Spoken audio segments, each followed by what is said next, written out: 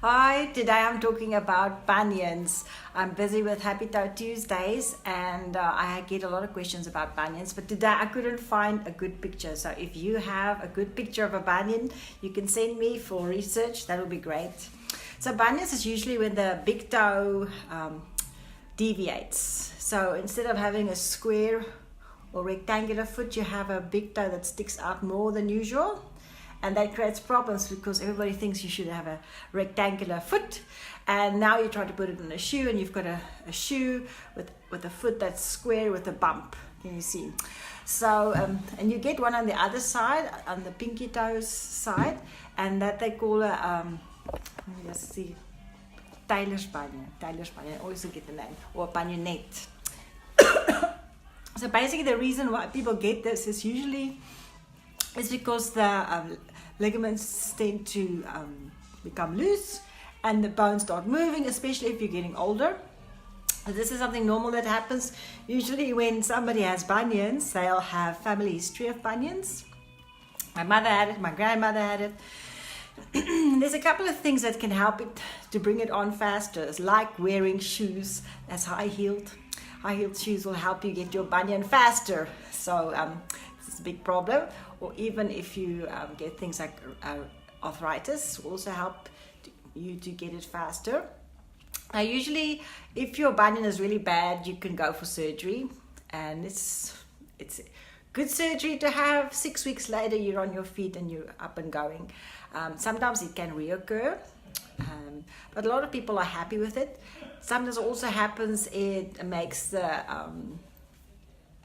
joints a bit more stiff afterwards, so you have to be careful to make sure that you mobilize a lot so that you don't get stiff joints after a bunionectomy.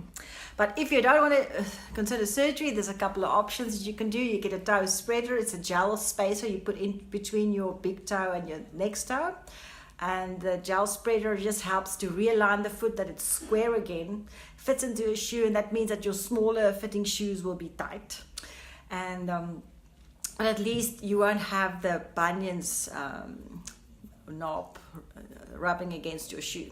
Obviously, if you have a shoe that is rubbing, you must make sure that you create space. So for example, you can spray on leather expander so that it can just stretch in that part, or just kneading it with your fingers. Another thing that you can consider is to put moleskin on the inside of your shoe, which makes it slip easier, that there's not as much friction. And you can also exercise the joint that it stays mobile, so that I always say when the clock strikes 12, it can't move anymore, and then you run out of options. What usually happens, because your bones start moving, the big toe leaves its ideal position, and then the other toes react. So they'll sometimes pull up. They start climbing over each other. I call this a bouquet of toes. So that's what happens is once you get to the age where your bones are moving, you must realign it. So a lot of people use inner soles for that, but a bunion as such is a bigger problem. So either adapt your shoe or go for surgery. And you have to consider what kind of activities you are. If you're young and you are active, sometimes it's worth it to go for surgery. If it's not that big a deal, you're older, you just manage it better. So good luck with your bunion. Send me a picture. I'd love to see what your bunion looks like, and we can start a conversation. You can follow me on Instagram. I am the Foot Care Feet First, or you can like my YouTube channel. I'll post a link for that. And yes, I hope you have a wonderful day, and send me your questions about foot care, and I'll see if I can find the answer for you.